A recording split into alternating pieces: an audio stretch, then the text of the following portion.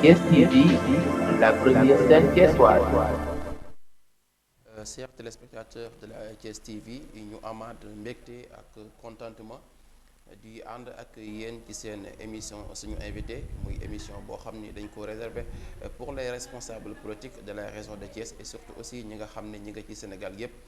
Cette fois-ci tey ñu fas yéene ànd ak responsable politique bu ñu ràññee mu nekk ci diwaanu Thiès ak li ko wër yàgg ci œuvre muy monsieur Gallo Sow monsieur Gallo maa ngi lay nuyu. maa ngi lay fay Pape Cheikh Zilla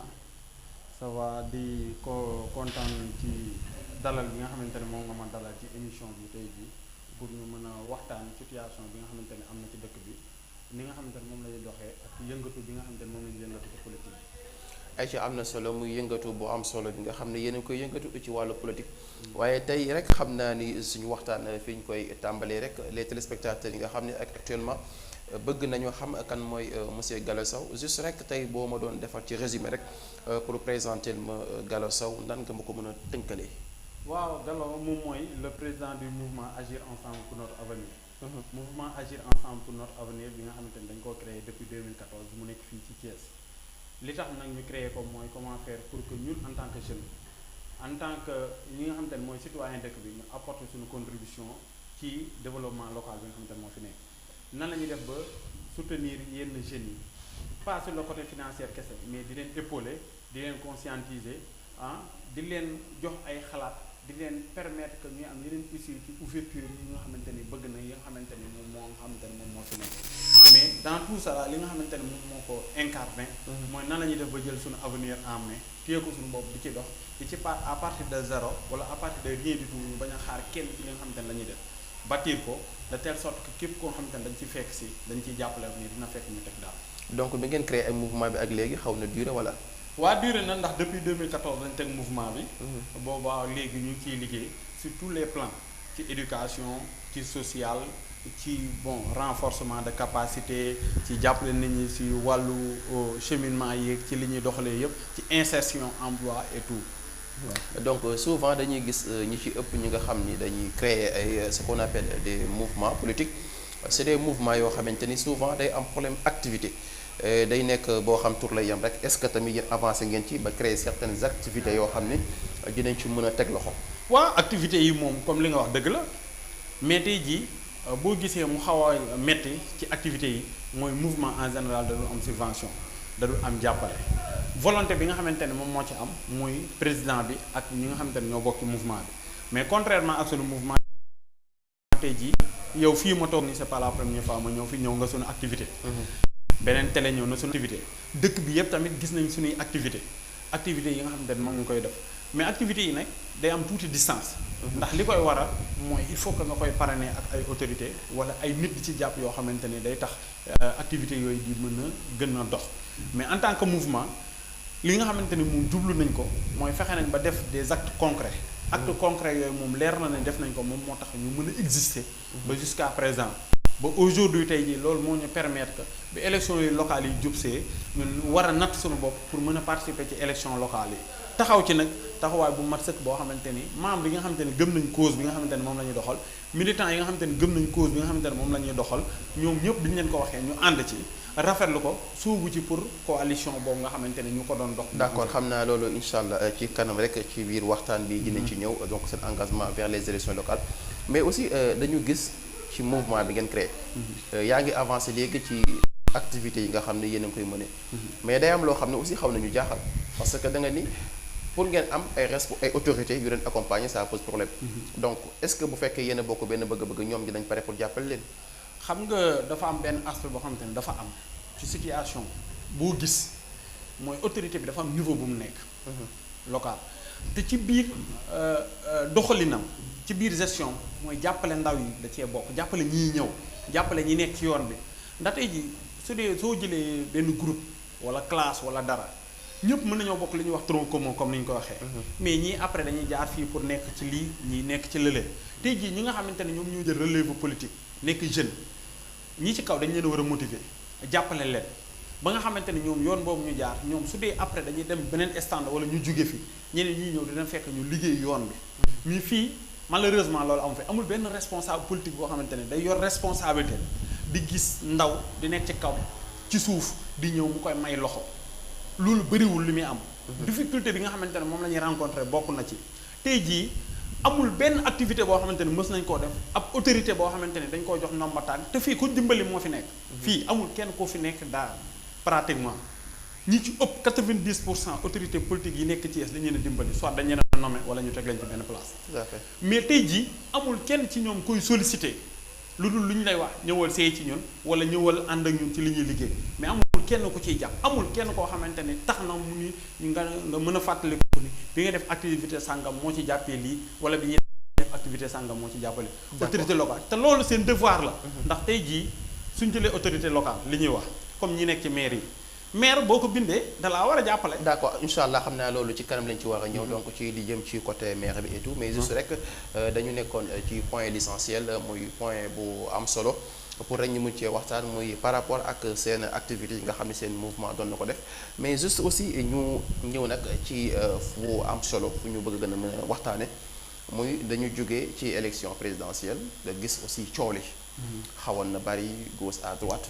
mais yàlla aussi mën na cee def jàmm. j'espère que aussi seen mouvement tamit ci élection présidentielle yi amoon ngeen position boo leen jëloon. waaw non ñun suñu mouvement ci élection présidentielle yi amuñu ci benn position boo xamante ni fesoon na buñ ci jël parce que comme ni ma lay wax mouvement citoyen la boo xamante ni dañ ko teg mu nekk Thiès tous les quartiers ndax mouvement bi lan mooy spécificité am mooy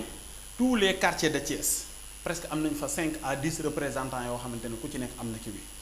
beneen bi nga xamante ne mooy cause bi nga xamante ne moom la ñuy défendre ci à Thiès amul kenn koo xamante ne ñëw na vers le mouvement pour wax ñu ne yéen lan ngeen bëgg ci lan la ñuy wax wala ci lan lañ leen soutenir kon ñooñu wala kooku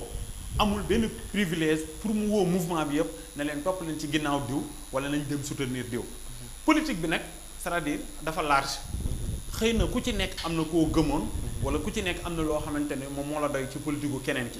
mais ñun suñu aspect premier pour ñu essayer suñu politique en tant que mouvement dañ doon xaar élection locale yi ñëw pour ñu ñëw ndax comme code bi maye na wala suñu constitution maye na parti indépendant mu participer ci ay élection locale ñu ni ñoom li ñu bëgg a def ñun en tant que mouvement agir ensemble pour notre avenir nañ xaar ba élection locale yi ñëw li nga xamante ne pour bu ñuy contribuer ñu jéem a njëkk a sóobu ci élection locale yi là suñ ci demee ba am ci ay nombre tànk wala ñu am ci fenn fu ñu taxaw ci liggéey boobu ñuy liggéey dina gën a avancer ba nga xamante ne la prochaine fois su yeneen élection day ñëw dinañ ci mën a am benn position ak benn taxawaay boo xamante ne mais dafa am loo xam tamit ci côté élection présidentielle yi souvent yéen li ngeen di kaas ñu ci ëpp nga xam ni dañu yëngu ci côté mouvement politique moom la ñuy kaas dañ naan duñ gis benn leader politique bu ñëw vers ñoom mais nag peut-être parfois aussi mouvement bi day teg condition yoo xamante ni que du arranger parti bi est-ce que tamit mënu ci jouer. xam nga d'accord nañ xam nga képp koo gis politicien bi su doon dem élection n'importe quelle élection mu wóor ni kon seen waa kër wala moom bu toogee da koy gagner kon du dem ci nit ñi. nit ki tamit ki nga xamante ne mouvement bi la dafa regrouper mouvement mooy ki am possibilité regrouper ay nit xam seen doléance xam seen i jafe-jafe xam seen i situation intacte nga xamante ne dina bu ko matérialiser dina mën a wax 5% fii lii la 10% lii la kooku dafa nekk à la mesure de comprendre que ni suy wax ak autorité bi ne ko ñun lii ak lii lañ bëgg exemple bi ma lay mën a jox bu définir mooy ñun à Thiès population des jeunes yi nga xamante ne moom ñooy jàng muy étudiant ñi nga xamante ne def nañ formation première deuxième année troisième année ñi nga xamante ne ñoo nekk ci université privée yi nga xamante ne état bi da leen fayal ñi nga xamante ne def nañ formation benn amuñu fenn fu ñuy defee stage à Thiès amuñu fu ñu liggéeyee ci Thiès ñi nga xamante ne dañuy def première année deuxième pour ñu def sax master wala dara état bi certes du ko mën a fay wala du ñu mën a eggale ñi nga xamante ne dañoo nekk virtuel amuñu benn processus boo xamante ne am nañ espoir ni ñu mais non monsieur Sow c'est-à-dire que li nga commencé di expliquer fii yëpp est-ce que loolu aussi tamit j'espère que bu ci état mënul dara est-ce que en tant que mouvement yéen mën ngeen ci dara lool waaw non c'est-à-dire en tant que mouvement am na lu ñu ci mën mooy lan voilà xam nga tey jii ki nga xamante ni dafa nekk université def 1 an 2 ans mënatu la dem wala amul moyen yu mën demee ñun boo génnee mën nañ laa wutal formation informatique yoo xamante ni dañ lay booleeg ay foo xamante ni dañuy def formation informatique fu mel ni espace jeune fu mel ni ay cellules yoo xamante ni dañuy dem pour aide sociale cas social ñu enregistré ko xool nu ñu ci jàppee soo defee formation foofu mën nañu daa mettre ak ay nit yoo xamante ni suñuy nitu bopp lañ yoo xamante ni dañoo yor ay service privé ñu dugal la fa am na ñuy fa def am na ci ñoo xamante ni def nañ 2 ans 3 ans université wala am nañ ko dañ leen di dajale chaque concours bu amee dañ leen di defaral këyit yi mu nécessité yëpp wax leen fi ñuy déposé ñu toog concerté wu di échanger seen biir ñu wutal leen benn prof wala yenn saa day am ay prof volontaires yoo xamante ni dañuy bokk ci structure bi ay prof yoo xamante ni wala ay ingénieur wala ay bonne volonté yoo xamante ni dañ leen di coiffé mais am na ñoon ñu ci réussir ci examen yi te pourtant ñoom yoon boobu xamuñu ko woon ñun loolu individuellement loolu ñu mën a def mais day dem ba à un certain niveau dootuñu ko attan ndax tey jii bu dee 10 personnes dafa présenté wu sa kanam ne la dañoo bëgg ay bourse wala demi bourse pour mën ñoo jàppale ñu eggale suñu jàng wala dara man awuma ko ci bonne volonté lañ ko war a mën a wutee mu woy wala ci autorité locale bi muy mais aussi est-ce que tamit foofu du poser problème parce que parfois dañ naan mouvement yi yéen seen difficulté fu la nekkee da ngeen di bëgg parfois di def li nga xamante ni état moo ko waroon def te or que nekkul seen responsabilité loolu tamit est-ce que bokkul ci li tax ngeen dégg parce que bu fekkee yéen a bëgg a jël décision pour les étudiants pour accompagner leen wutal la bi bourse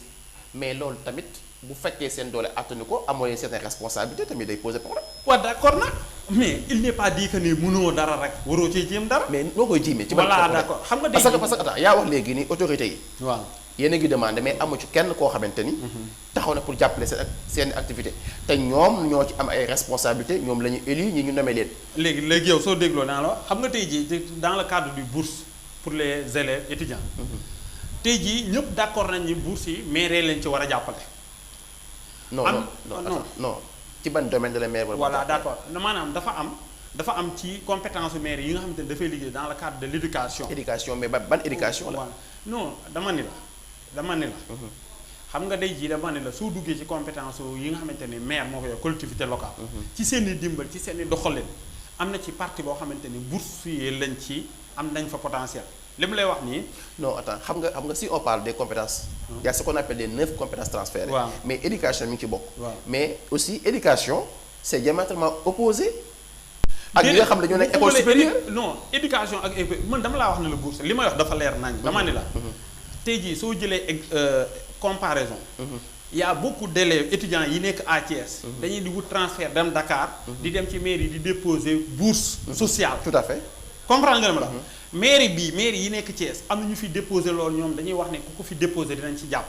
xam nga kon loolu war nañ cee mën a liggéey ñoom. ñu ngi ciy liggéey. la ñu wax mais amul benn lu concret xam nga dama lay wax benn affaire y a une chose yi nga xamante ne dañuy wax mooy le discours ko koy wax le maire wala l'autorité en quelque sorte su dee à chaque fois dafay toog comme ni ñëpp di def di tenir discours naan yéen li leen manqué ñun ñoo fi nekkal yéen askan bi ñun ñoo leen toog seeni soxla mooy suñu préoccupation te loolu yëpp ñu koy wax. durant 1 ou 2 3 ans te amul benn acte bu am concret wala kenn mënta génn ne man am naa lii ci nii wala benn population kenn mënta wax ni bénéficié wu naa lii ci mairie wala ci collectivité locale. non attends bul wax loolu tamit. waaw non d'accord léegi yow génneel ma comme kenn wala. lenn loo mën a fexe xam nga tey non c'est-à-dire du maa koy génne. mais doon ni ma aussi bi fi mairie bi nekkee ba tey. waaw étudiants yi fi nekk aussi amuñu yenn récompense. man de ci wàllu ni may. dugganteeg ñoom ci fi may dem fépp dama fay dem damay dem ICAO damay dem ISEC damay dem ISM damay dem virtuel te ñooñu ñëpp am nañ ci samay membres ñooñu laa ñëpp fépp am nañ ci samay membres laa amul kenn laa wax ak ñi nga xamante ne xam naa leen ñoom ñëpp dañoo dem Dakar ci maire yi nekk Dakar am fa bourse boo xamante ne dañuy mën a eggale ci seen kii. waaw mais aussi tamit foofu foog nga am benn différent monsieur Sow boo fa def. xam nga tey soo ma avancé ci les compétences transférées. Même si on parle d'éducation de manière générale. Mais éducation bi souvent état ci lim gën a mën a comment dire maire bi ci lim gën a mën a jàpp. mooy li jëm ci école primaire yi. te aussi même les écoles primaires aussi maire bi am na fa fa responsabilité mën a am. mais bu fekkee yow sa budget mën na permettre loolu est-ce que di nga mën a avancer bay dem ci. xam nga nga xamante ni ñoo nekk ci daal xam nga compétence transférée dafa clair. bul jaxasee li may wax dama ne la compétence transférée dama ne la. on donne un exemple un cas bourse des étudiants. dama ne la à la mairie la da Thiès bi nga xamante ne nekk nañ fa ubbi woon nañ fa benn rubrique boo xamante ni képp kuy déposer bourse da nga ko fay déposer kon ñoom suñu bokkul woon ci seen liggéey même waxuma la il n'est pas dit que ni compétence transférée rek si ngay dem. am nga initiative bu liggéey leneen. n'est-ce pas. soo amul doole. waaw d'accord naa soo amul doole mais dama leen wax benn affaire c'est-à-dire soo amul doole mën nga koo bañ a réaliser mais mën nga ci réaliser dara. kenn werantewu ko. dëgg la mouvement yi ngay wax pourtant amuñu doole mais ñu ngi réaliser quelque chose loo xamante ne au moins dafa concret. ci loo xamante ni dafa ndaw xam nga tey jii ñun lan lañ mën a comprendre. que mouvement bi nga xamante ne dafa nekkoon ci citoyenneté di dox dañoo dem ba rendre compte que ni ñun lépp lu ñu soxla ñaara ko mën état wala local. gouvernement local. muy les maires wala conseil départemental. suñ demee ba nga xamante ni chaque jour dañ koy laajte duñ ñu ko jox. ñu war nañoo mën a constituer en mouvement wala en coalition. pour jéem a egg fa. d'accord pour toog fa. d'accord comprendre nga xamante ni dañuy mën a bénéficier wu ndax loolu nekk na fi. y a beaucoup de choses yoo xamante ne nekk na fi fii ci loo xamante ne ay ressources la yoo xamante ne population war nañ cee bénéficier wu mais c'est-à-dire tant que bokkoo ci ñoom wala bokkoo ci seeni maanaam parti wala bokkoo ci ñi nga xamante ne ñoom ñooy dogal wala ñi nga xamante ne ñoom ñooy seen électorat mooy ñi nga xamante ne seen biir lañ. yow doo ci mën a bénéficier wu. kon daal su ma comprendre quoi da nga bëgg expliquer pàccoo moo fi nekk. soo bëggee moo am d'accord. non loolu moo am. d'accord léegi aussi donc ñi nga xam ne rek ñoo ñu def tey monsieur Gallo Sow responsable politique la ñu àndal ci suñu émission suñu invité waaye par rapport donc bu ñu jógee donc seen réaction ci élection présidentielle yi comme ni ñu ko waxee léegi. ñu bëgg a ñëw nag ci beneen point bu am solo mooy seen engagement politique. ñi ngi jëm aussi vers les élections locales. nga xam ne ñi ngi ko jàppoon ci mois de décembre bi mais par la suite am nañu des informations que dañ ko mujj jël yóbbu ko ci weer bi nga xamante ni mooy juin mais donc aussi ñu bëgg a xam yéen nan ngeen koy préparer ak lan mooy sa engagement ba nga taxaw ni da ngay def ci élection locale yi. mooy comme li ma lay wax rek suite la ndax. su dee da ngaa créer mouvement mooy tey jii man bi may nekk mairie di liggéey pour askan bi mu dem ba nga xamante ne am naa ci engagement ndax liggéey moom kenn mënut a liggéey garanti ne 100% ni nga ko defee lépp jaadu na. tout à fait mais am naa ci engagement boo xamante ni significatif à Thiès que ni fépp fu ma romb wala fépp fu ma gis dina ni kii am na lu mu def ak man ci liggéey sama liggéey la certes. ñu may fay. mais doxalee naa ci noo xamante ne am naa ci reconnaissance wala am naa ci visibilité. ci dimbali ci orienté. ci pragmatique de telle sorte que egg na ci benn niveau. ci loolu bu ñu créé mouvement ñu nekk ci fulla googu di ci dox pour contribuer parce que ñun dañoo dëkk Thiès nekk doomu Thiès màggee Thiès amul kenn koo xamante ne war naa jàpp ni Thiès yow yaa ko moom wala sa loxo la nekk képp kuy Thiès waa te sentir ni war ngaa mën a indi dara war ngaa mën a ñëw taxaw bu la neexee nag nga taxaw laaj bu la neexee tamit nga dem toog kon loolu su dee dafa am ñu egg ci benn niveau boo xamante ni ñi adhéré ci cause bi. nekk nañ au nombre yoo xamante ni masse boo xamante ni dem na ba 300 400 membres yoo xamante ni yu active ak yoo xamante ni toog ak nit ñoo xamante ni ay sympathisants ndax gis nañ ni ngay doxalee ndax nit ki ni muy doxalee ak li muy wut da koy nurul kon loolu su demee ba egg ci niveau boobu ñu ni ñun lii nga xamante ne moom la ñu war a njëkk a def avant ñuy egg ci station yu mag yi mooy élection locale yi nga xamante ni li ñu doon liggéey Thiès la nekk yéen waa Thiès ñan ñoo koy joxe ay doomu Thiès ay nit la engagement ak carte. am nañ ko mais voter utile dafa am solo mooy voter koo xamante ni wala voter ñoo xamante ni bu ëllëgee yow li ngay yaakaar wala li ngay làmb di nga ko fekk ci ñoom. parce que ñun ñëpp yaakaar la ñu am ci ku ci nekk. mais dafa am loo xamante ni jéem koo moytu dafa baax muy comme li ñu koy waxee gars yi gëm nañ discours parce que fii ku fi waxati sax mënoo wax lu réer lu yéeme. acte rek la ñuy xaar lan nga fi def moo war a nekk tey jii slogan Sénégal lan nga fi def. boo dee da ngay laaj ñu ni lan nga def avant ngay laaj su dee dañ laa jox ñu ni lan nga fi def mais chaque jour kon toog télé yu wër la wala ñu ngay wax li nga bëgg loolu yomb na def discours di wax ne lii bëgg naa ko te yow bu ñu la évaluer mënul am dara lu concret dara loo xamante ne wala lu bëri lu concret loo xamante ne def nañ ko lu dul non def naa lii ci say compétence la bokk yow ñu fal la pour nga def jox la budget jox la ay avantages mettre la ci ay conditions li nga war a def soo ko defee pour man rafet na ci sa gestion la yow lañ koy defal. mais du lu ñu la war a gërëm lu extraordinaire loolu dafa am man pour man ci li ñu la war a gërëmee lu extraordinaire lu bokkul ci sa liggéey la wala loo fekk nga transformer ko transformation boo xamante ni dañuy xam ne waa ji jàmbaar la. ndax loolu gis nañ ko à passage mën naa ci wax benn man dem naa CDEPS stade Maniang Soumaré fekk fa directeur bu bees nuyu ko waxtaan ak moom 3 mois ma delluwaat fa fu ma xool tiit ne ko fii nu mel nii mun ma liggéey rek da koo transformé. loolu saa yoo ñëwee di nga xam ne waa ji certes jox nañ ko ay moyens mais am na volonté liggéey. kon loolu nekkul ci ñun ñii ñu nekkal ñii léegi nag moo tax ñu bëgg a bokk ci élection locale yi ba pare nag di def coalition te Thiès fi ñu ci dugg li tax ñuy gën a kontaan di gën a sawar ci loolu mooy fu ñu mënti dugg dinañ fa fekk groupe de jeunes yoo xamante ne yu seen loxo set ñu jàng ñu engagé ñu jàpp gëm ni léegi affaire bi nekkatul ci loxo benn politicien wala dañuy xaar diw ñu jiite ñu pourquoi pas ñu loolu ñu ko gëm bëri na te biñ ci doon def coalition dem nañ ba dajale plus de 140 ay association mouvement gox bu nekk parce que Thiès moo yaatu. 50 51 ba 54 quartiers fu nekk nga dem fa politiciens yi mënuñu faa dem ci 21 jours pour di campagne te booyu koñ yu nekk ñu ngi góorgóorlu di organiser wu seen biir pour di waxtaan di xool nan la ñuy développer seen quartier ñooñu nag boo fa demee di leen seeti da nga fay fekk ay boo yoo xamante ne franchement ay xale yu ndaw yoo xamante ni seen loxo set na seen xel màcc na te am nañ volonté pour ànd ak nit ñi liggéey mais xëy na politiciens yi ñoom dañoo jàpp ne ba léegi ñoom moom dëkk bi comme ñoom ñooy gagné tout le temps mais aussi foofu laa bëgg a ñëw nga monsieur Gallo est-ce que tamit dina yomb par rapport parce que boo xoolee élection présidentielle yi am na lu mu wane. Thiès jëlaat na ki nga xam ne da wóolu ci loxo Thiès. te boo xoolee maire yi fi nekk yëpp muy zone ouest zone nord ak est le président Idrissa Seck gis nga maire yi mu samp dañu liggéeyee. ndax ñëpp dañuy rafetlu seen liggéey te am nañ fi doole est-ce que tamit jàpp ngeen ni seen liggéey boobu di ngeen ci am ndam suba. xam nga dafa am loo xamante ne ci àdduna ñun ñëpp la. muy man miy politique yéen ñi nekk ci télé yeneen. bu doon da ngeen a fekk kenn ku nekk dafa fekk kenn di samp benn affaire di dem. ñëpp ne noonu nañ ko bàyyal ndax kii am non il faut ku nekk bay ci waar. ndax ki la jiitu soit day am âge retraite dem wala mu dem wala population bi wala màggaayu dëkk bi dem ba nga xamante ne day soxla ñëpp. beneen bi ci topp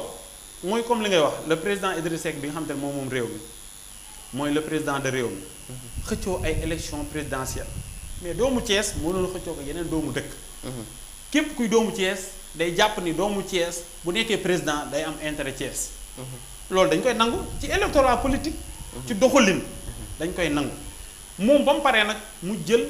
ay maire nommé leen teg leen fi mu bokk ci li ñu koy reprocher tout le temps tànnam baaxul.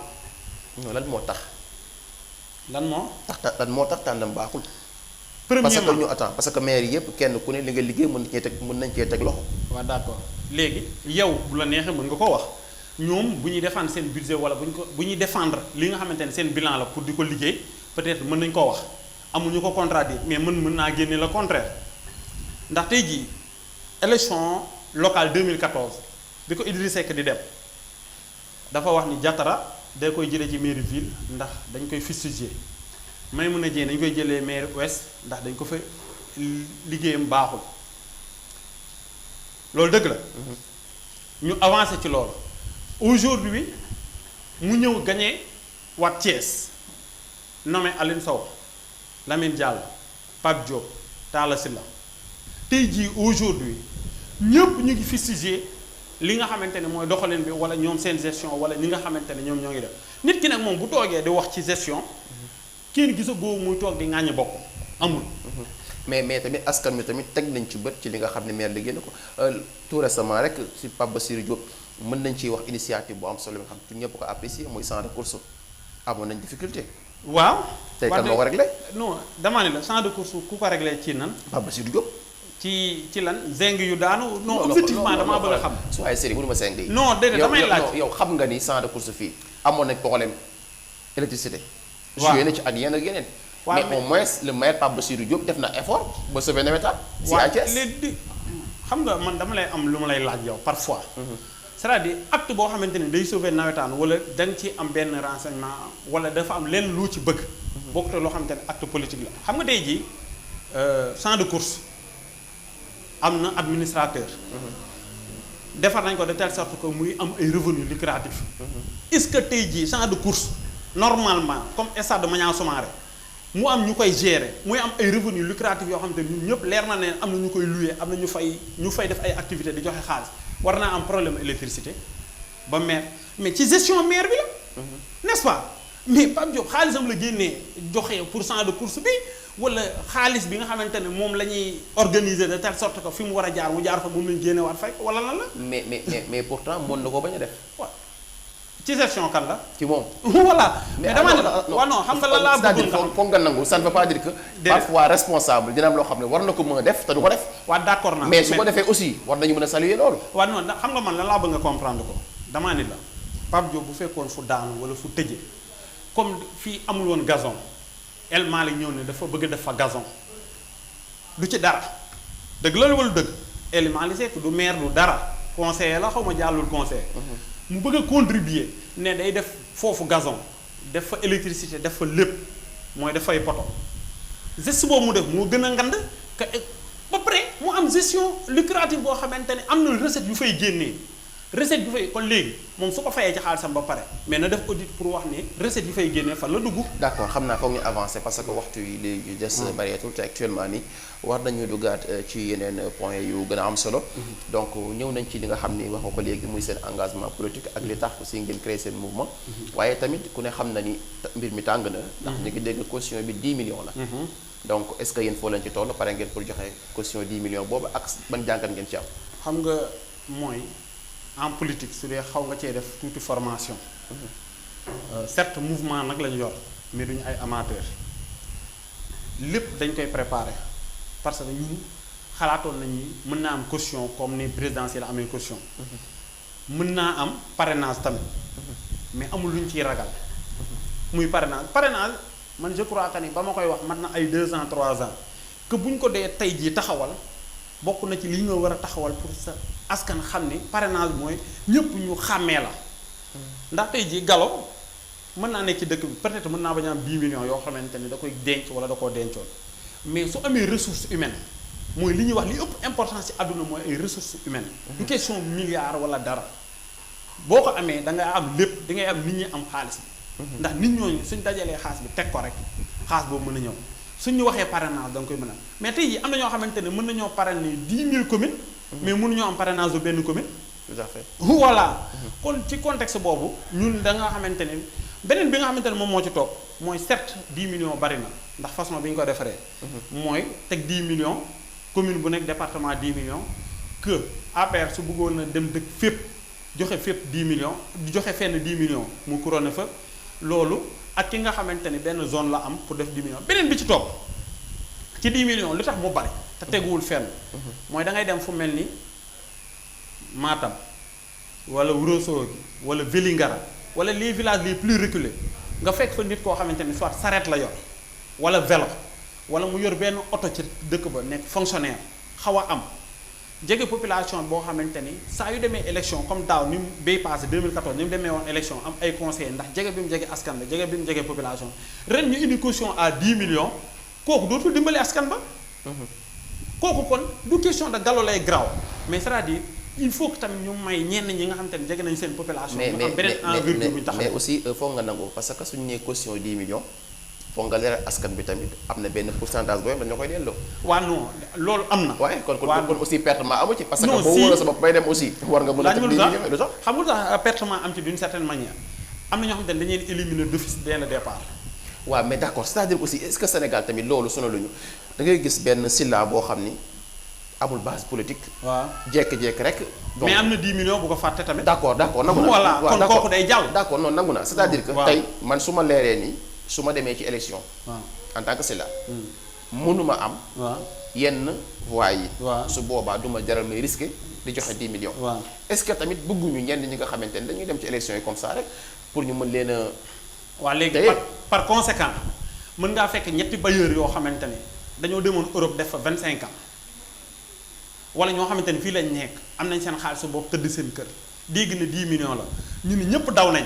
ñoom ñu indi seen 25 millions mais population bi dañ fiy des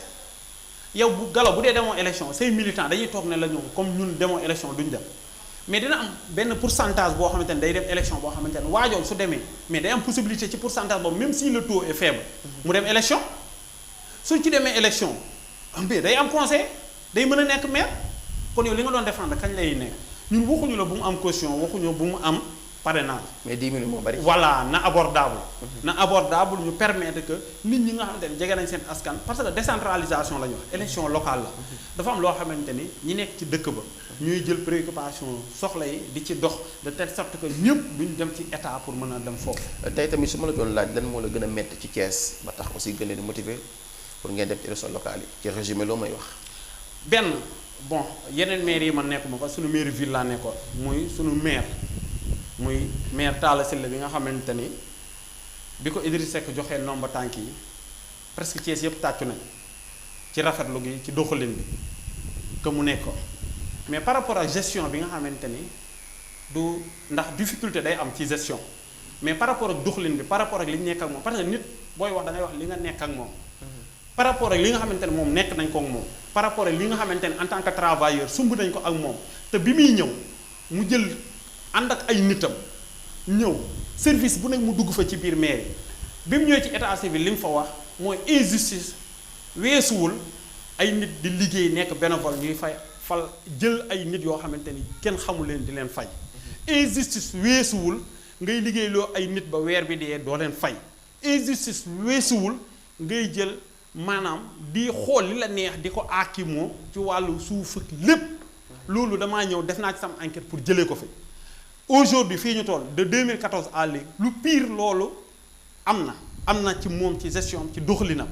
boo xamante ni tout le personnel yi nga xamante ne jaar nañ mais actuellement nous sommes au nombre de 49 et de 25 personnes yoo xamante ne ameel nañu ay arriérés de 10 11 mois ñii 8 ñii 9 ñii 10 ñii ñu arrêté leen seen contrat jeex na ñu arrêté et c'est dama la wax benn affaire loolu ñuy wax xam nga sànq da nga maa laaj benn affaire bu ma motivé mooy parfois da ngay am yaakaar ci nit tey jii ñu ni électorat politique nit bu ñëwee day fal ay xaritam mu ni noonu loolu dafa amee tey jii nga ñëw mairie fekk fa presque 3/4 yi nga xam ne wala genn wàll pour personnel bi nekk mairie murit ga lañ dëkk ñëpp gis nañ leen ak ñoo xamante ni du ñu liggéey dara dañuy toog suba ba ngoon di dem ñi ñibbi bu weer bi dee ñu fay leen ak ñoo xamante ni bind seen tur sax wala liir duñ ko mën amul benn apport boo xamante ni amal nañ ko mairie ba ñu jël leen mais loolu yëpp yow soo toogee xam ni yow yaa ngi liggéey à 100% bokk ak ñee kon injustice boobu mu doon wax démb ak bërki démb personnel bi fictif bi léegi nag ñu ñëw ci beneen affaire boo xamante ni dafa am importance boo xamante ni bi ñu gën a naqari te ma koy wax mooy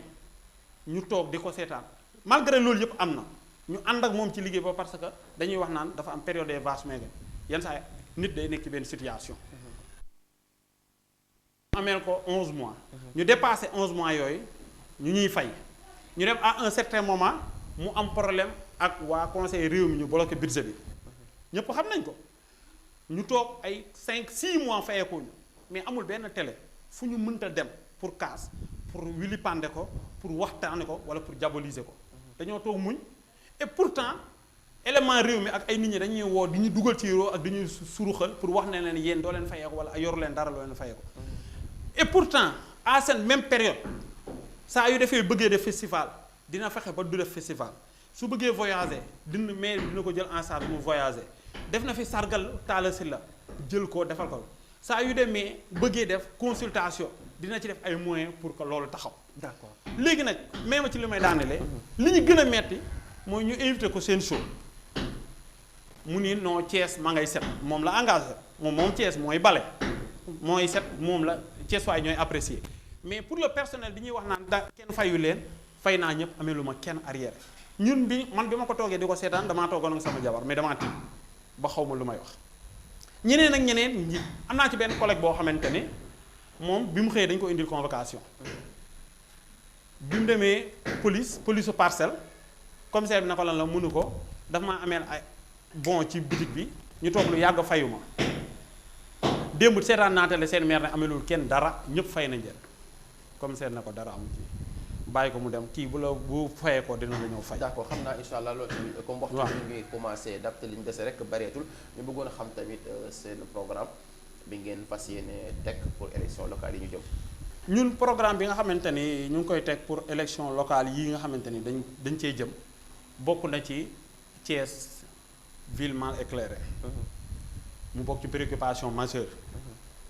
ñu ciy waxtaan am nañ ay partenaires yoo xamante ni ñu ngi liggéey ci loolu. wàllu salubrité muy mbalit mi nga xamante ni nekk na fi ñu ngi ci am nañ ci ñaari partenaires yoo xamante ni ñu ngi liggéey ak ñoom wàllu saabu nekk na loo xamante ni situation la bu nekk Thiès ndax am na maire yoo xamante ni commencé woon nañ ko ni ñu ko commencé baaxul muy répercuté waat ci population bi yooyu yëpp ñu nga xamante ni leneen li nga xamante ni moom moo ci des mooy il faut que nga egg ci situation bi ndax nit ki munoo wax ni lee suñ ma ko joxee te xamoo li nekk ci biir nii laa koy appliquer ndax am na ñu ko fi defoon am na ñu fi doon nekk di wax suufu Thiès bi ni ñu ko pasaree baaxul suñ ko ñëwee ba jël ko en charge dinañ defarwaat woo population Thiès waa yëpp ne leen kaa leen bind ñu may leen suuf mais je crois boobaa léegi def na 2 ans wala mu dugg 2 ans 3 ans kenn gisagul suuf wala mënaguñoo distribuer kenn xam nga loolu ay données la yoo xamante ne il faut nga ñëw ba toog pour xool par rapport ak sa budget par rapport ak yow li nga war a liggéey lan moo ci sa priorité nga doxal ko mais ñetti préoccupation yi nga xamante ne moom sonal na Thiès waa yëpp te ñëpp bokk ko muy lëndëm gi sécurité bi ak salubrité bi moom ñu ngi ciy liggéey bu am solo. donc kon actuellement daal ñëpp nañu préparé incha allah xam ne Gallo ak mouvement bi dinañ dem ci élection locale yi. oui Gallo ak mouvement ak coalition bi parce que le 27 bi passé publié woon nañ ko sax. si lañ doon def lancement de mouvement bi.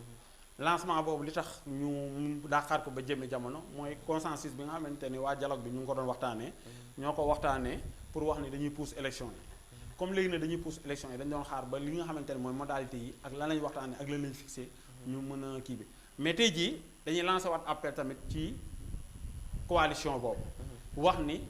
la porte est ouverte à tout le monde bépp Thiessois boo xamante ni li ñu gëm mooy que Thiessois yi delloowaat Thiès tuuti ci li ñu yor wala ci li ñu moom. ndax chaque jour ñu wax ko soo demee ci kii nu mu tuddati équipe de football yi. Thiessois yi ñoo fa ëpp. Thiès feeñu fi. Thiès amul division sax bu taxaw soo demee ci kàngam yi nekk ci état bi Thiessois yi bëri nañ ci feeñul ci Thiès foo mënti dem ci secteur boo mënti dem ci Thiès bëri na ay Thiessois ñun nag ñu ni comme ñun ñoo des Thiès ñun dañuy tàllal loxo ñooñu ñu ñëw indi ci seen passion doxali ci jéem cee jàpp de telle sorte que pour que Thiès mën a développer pour que Thiès jóge ci stand bi ndax sa waaye Thiès métti na trop. d'accord actuellement nii waxtu bi xoj na ma daal lay bàyyi rek nga daal di tàggoo ak suñu téléspectateur. waaw di sant di gërëm di wax ni su ma ñëwee fii damay kontaan parce que comme ni ñu ko doon waxee ci début bi rek ay jeunes yoo xamante ne dañoo nekk ci Thiès comme yéen bu ñu xoolee ci yéen duñ découragé que lépp looy dugg rek day metti mais soo ko gëmee da nga egg ci benn niveau boo xamante ni dañ naan kii de macha allah tey mais loolu tamit tëdd di nelaw mayewu ko. waaw bu ñu xoolee ci yéen tamit dañuy gën a amaat kontaante di sant directeur ak waa kër gi yëpp comme El Hadj mi nga xamante ni suñ ñëwee fii tey jii gis nañu am na amélioration ñun tey jii fu ñu toogee fii ba léegi ba ñu nekkee Thiès ba léegi mosuñoo essayé dem Dakar pour xool télé nationale yi lan la ñuy joxe parce que li ñu fay wuti yëpp ñu ngi koy fekk fii te ñu ngi am satisfaction tamit mais di leen encouragé di wax ni tamit ñu ngi tàllal loxo Thiès waa yëpp di leen wax ni lii ñu sumb yombul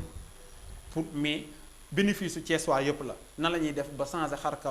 kanamu Thiès nan la ñuy fexee tamit ba Thiès xaw a dundaat tuuti mën a jugee ci situation bi nekk ndax Thiès tamit franchement metti na trop trop. monsieur Gallo ñu ngi comme mbégte lool ak contentement ci kàddu yi am na solo et encore une fois di la encourager ndax Thiès dafa soxla ay ndaw yu mel ni comme yéen ci jàppandi ak disponible nga xam ne am ngeen ko et encore une fois ñu lay jaajëfal bu baax di am contentement ci li nga ñëw wuy suñu invitation. ku ne xam na ni seen calendrier chargé na surtout aussi fi ngeen toll ci wàllu liggéey. mais encore une fois rek ñu lay gën di jaajëfal di gën a am contentement ndax bu ñu gisee ay jeunes yoo xam ne rek seen yéene ak seen initiative lépp mooy luy jëmale Thiès kanam dañ ciy ànd ak ñoom encore une fois merci donc di remercier bu baax a baax Mouhamadou Lamine Drési mi ngi féete ci kaw et en même temps aussi di remercier le réalisateur El Hadji Malick Wade mi nga xam ne aussi moom moo assuré coordination émission bi